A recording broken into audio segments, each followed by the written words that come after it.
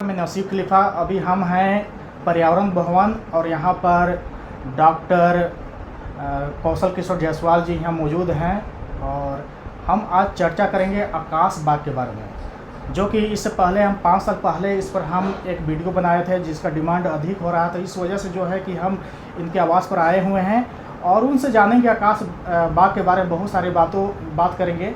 Sir, सबसे पहले आपको स्वागत है तलाश टीवी न्यूज़ में। बहुत बहुत धन्यवाद, आप हमारे यहाँ पधारे और तलाश टीवी को भी बहुत बहुत धन्यवाद देता हूँ। सर, आकाश बाग की शुरुआत कब और कैसे की है? आकाश बाग का देखिए 1966 में महाअकाल पड़ा, खाने को अन्न नहीं, पीने को पानी नहीं, और जल संकट और अन्न संकट दोनों उत्पन्न हुआ था ना। और उस समय हमारे माता पिताजी ग्रामीण से बात कर रहे थे कि लगता है कि जंगल कटने से यह अकाल पड़ा है। तो हमने बाल अवस्था में, उस समय 12-13 साल के हम थे, बाल अवस्था में कई दिन में भूखा सोया और सुना कि जंगल कटने से अकाल पड़ता है।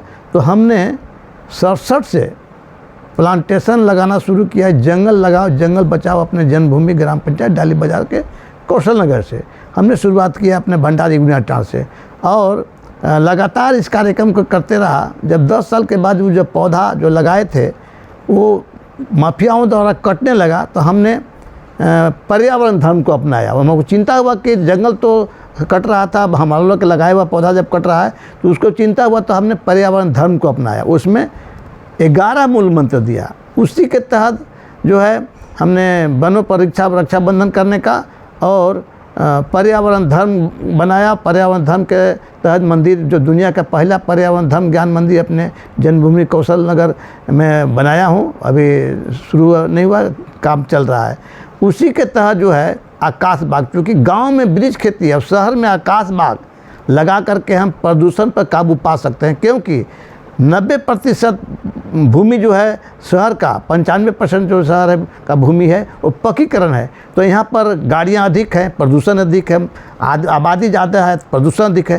तो उसको हम कैसे काबू पाएँ प्रदूषण पर, उसके के लिए हमने कॉन्सेप्ट निकाला कि धरती ज़मीन खाली नहीं है, तो हमने छत के ऊपर आकाश बाग लगाने का हमने कॉन्सेप्ट निकाला और लगाना शुरू किया। और गांव में वृक्ष खेती, किसानों कहा कि किसानों के वृक्ष खेती फिक्स डिपॉजिट के समान है किसान का, और उसके अकाल सुखाड़ का भय नहीं होता है। इसलिए किसान को उस तरीक़े से वृक्ष खेती पर जोर दिया और जगह जगह पर हमने आकाश बाग लगाया। और जो इस आकाश बाग का शुभारम्भ हमारे झारखंड के प्रथम मुख्यमंत्री बाबूलाल मरांडी जी ने 2006 में किए थे। ये 2 तला मकान पर था। और यह वहाँ पर एक शमी का पेड़ है जो सुंदरलाल बागुना जी मेरे यहाँ 2 मरतबे आए थे, 2007 में, 2009 में। तो लगभग 1 से सवा घंटा वो पूजा करते। तो आकाश बाग में शमी का पेड़ है, उसी के नीचे बैठ करके 1 सवा घंटा तक सुंदरलाल बागुना और उनकी पत्नी विमला बागुना भी पूजा करते थे। अभी पांडुरंग हेगड़े आए थे कर्नाटक से, तो भी शमी के नीचे में ना आकाश बाग में बैठ करके पूजा करते हैं। तो आकाश बाग का उद्देश्य है कि जिस तरीक़ा से प्रदूषण बढ़ रहे हैं, तो प्रदूषण को हमने ख़त्म करने के लिए एक ही विकल्प, एक ही चाबी है, क्या है? पौधा और पेड़। हम जितना प्रदूषण बढ़ रहे हैं उससे जितना भी हम पौधा लगाएंगे तो प्रदूषण को ही समाप्त करेंगे। क्योंकि शिव और वृक्ष एक समान, पीते विष करते कल्याण। एक समय समुद्र से निकला हुआ विष को भगवान शिव जी ने विष पान कर सृष्टि को नाश होने से बचाए थे। आज गाड़ी का साइलेंसर से निकला हुआ विष, उद्योग के चिमनी से निकला हुआ विष, ये जो जितनी भी विष है, इस विष को आज के समय में जो है वृक्ष देव जो हैं इसी पी करके सृष्टि को नाश होने से बचाएंगे। सर, अभी तक आकाश बाग को देखने के लिए कौन कौन से लोग आप आ गए हैं?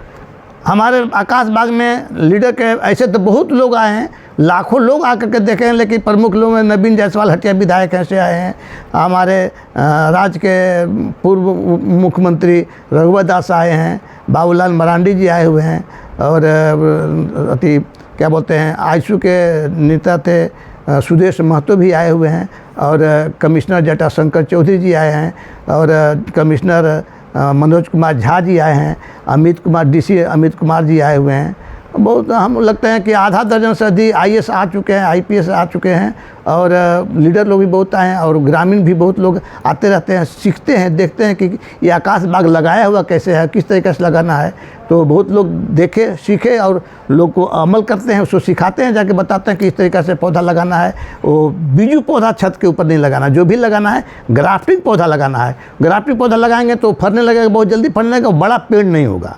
इसीलिए हम छत पर जो लगाए हैं आम, अमरूद, नींबू, शरीफा, चीकू, और क्या बोलते हैं, कई एक प्रजाति के वहाँ पर पौधा, जामुन, ऑस्ट्रेलिया के जामुन दूध पे फलता है, बैर है, ऑस्ट्रेलिया का बैर है जो साल में दूध पे फलता है। अभी छत पर चल के देखिए कि किस तरीक़े से हमने लगाया है। न भूटान का नींबू है, गंधराज नींबू है। तो ऐसे से हम लोग वहाँ पर लगाए हैं। लोगों को उद्देश्य क्या है कि हमने आकाश बाग लगा करके लोगों को जागरूक किया कि आप भी इसी प्रकार से लगाइए और एक स्वाभिमान का ज़िंदगी जिए, कि हमने आकाश बाग लगाया है। कौशल किशोर पर्यावरणविद कौशल किशोर जायसवाल पर्यावरण धर्मगुरु हैं, वो हम लोग शिक्षा देते हैं। पर्यावरण धर्मगुरु ऐसे नहीं हैं, लोगों के पर्यावरण के बारे में शिक्षा देते हैं। और अभी जो पर्यावरण धर्म ज्ञान मंदिर दिल्ली में बनाए हैं, दुनिया का पहला पर्यावरण धर्म ज्ञान मंदिर है, अभी उद्घाटन होने जा रहा है। उद्घाटन होगा तो वहाँ पर लोगों को फ्री में हम पर्यावरण के बारे में लोगों को शिक्षा देंगे। सर, अगर लोग जो हैं कि आपके आकाश बाग को देखकर अगर लगाना चाहें तो वो कैसे लगा सकते हैं? आकाश बाग लगाने के लिए जिस प्रकार से बड़ा, जैसे ड्राम जो है तो 200 लीटर का जो ड्राम होता है, प्लास्टिक वाला ड्राम, क्योंकि लोहा वाला का ड्राम लेंगे तो बाद में सड़ने का डर रहता है। तो प्लास्टिक वाला 200 लीटर का जो ड्राम है उसको 2 टुकड़ा कर दीजिए, 2 भाग में बट गया। उसमें गर्म लोहा कर करके सुआ से उसको छेदा कर दीजिए, 5-7 को छेद कर दीजिए कि पानी उसमें जमा न रहे। और इसके बाद उसमें 1/2 इंच बालू डाल दीजिए। एक बाद गोबर और मिट्टी और कीटनाशक दवा मिला करके 50-50 मतलब आधा गोबर आधा मिट्टी मिला करके, और उस मिट्टी को उस ड्राम को भर दीजिए। एक बाद उसमें जो भी पौधा लगाना है तो उस पौधा को लगभग उसका जो जड़ है, जड़ के बराबर उसके अंदर में डाल दीजिए, बैठा दीजिए, और मतलब ऊपर लेवल में, और दवा मिला दीजिए, फिर पानी दीजिए। उसको तो ज़मीन में लगे, वो ज़मीन में जैसे लगाते हैं वैसे वो अति में वो लगाना है। क्या बोलते हैं, जो ड्राम का जो डब्बा है उसको कहिए कि गमला कहिए, एक तरह से गमला बनाया हुआ है, तो उसमें डाल दीजिएगा। तो हमने तो आज से लगा हुआ है आकाश बाग, हमने यहाँ पर लगाया 2000 में, आज 25 साल 24 साल हो गया। तो सब यथावत है, कहीं कुछ नहीं होता है। बहुत बहुत धन्यवाद सर।